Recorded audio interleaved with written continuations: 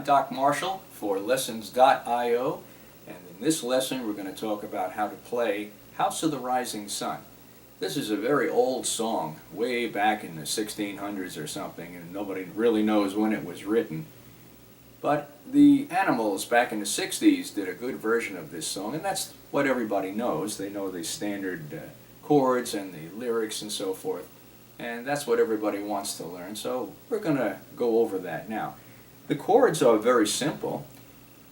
We have an A minor, then we have a C, then we have a D, an F, A minor again, C, and then E. Then we start again on the same chords. First the A minor, and then C, D, F, A minor, C, and E. That E is a turnaround chord. It's what differentiates one verse from another. When you've finished the sequence of chords, then you want to turn it around so you can start again. And the E chord, in this case, is the turnaround chord. Now notice what I'm doing here. I'm playing all the chords in the first position. And everybody knows these chords first when you learn guitar. That's the A minor.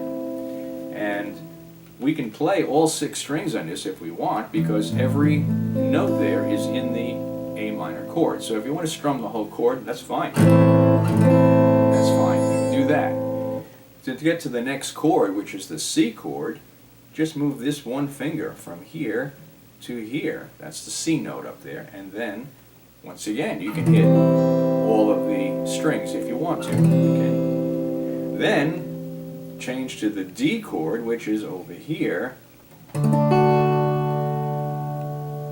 I don't know whether you want to put all the strings in this one or not, because you got some ones that are going to clunk on you. Okay, so it's better not to play this E string because it's a D chord. All right, so take your thumb and just mute the string like that.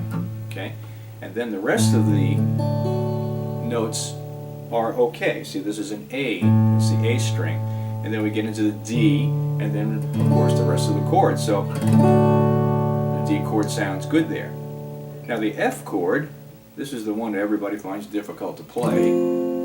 So you can play it this way. Play the F in this position. The finger here makes a bar chord. And so you've got the F played in this position. Sometimes that's easier to do. Okay? So you've got a whole chord here, whole chord here, partial chord here, mute that E string, okay? And then the F chord, and then we're going to go back to the A minor again. Now you can hit all the strings if you want to, and the C. And now we want that E, okay? We play the E chord in the first position. And you can play all 6 strings there too. So it's kind of easy if you just want to strum, see?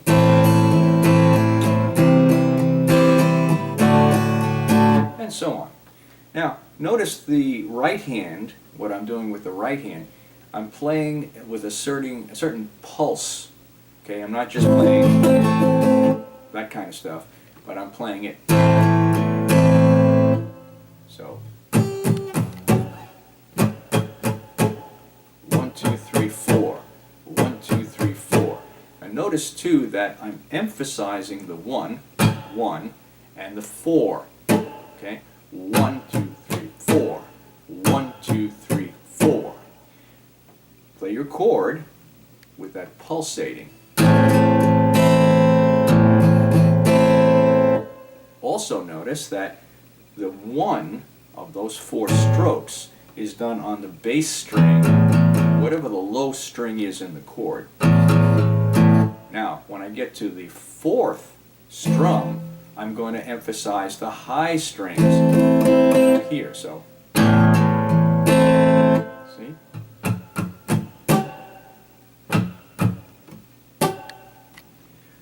And that's what gives you that nice sound.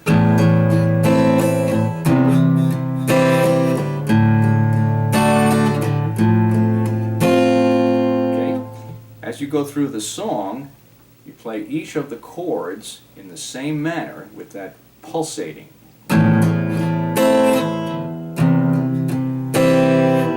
D, F, A minor,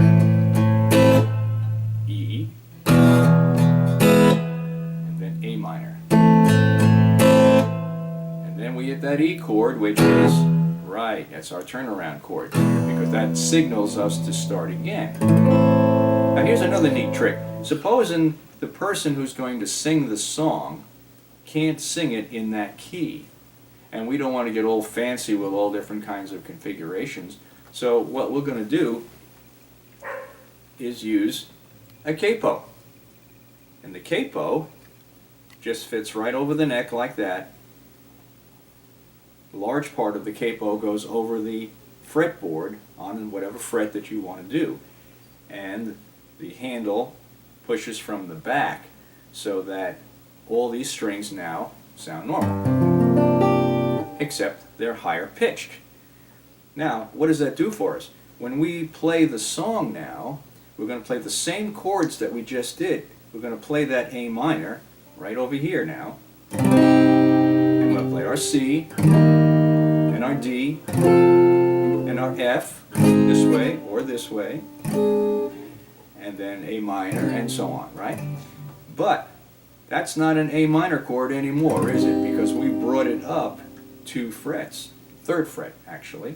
So now it's in a different key, but it still sounds the same.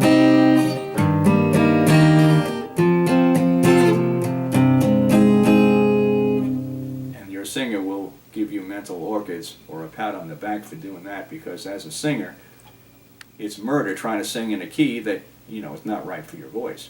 So try to find out if you got a good capo here, or maybe, you know, the other kind that wraps around, they're made out of cloth. But just get a good one and put it on your neck where it sounds right for you. And your chording will be the same. You play that A minor configuration chord here, or you play it up here, or whatever, and it makes life a lot easier.